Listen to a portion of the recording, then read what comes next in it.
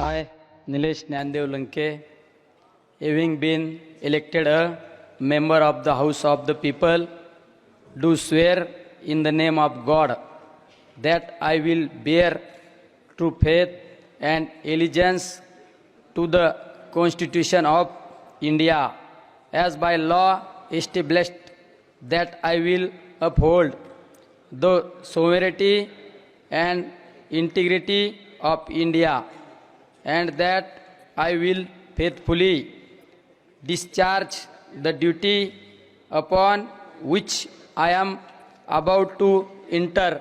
Jai Hind, Jai Maharashtra, Ram Krishna Hari.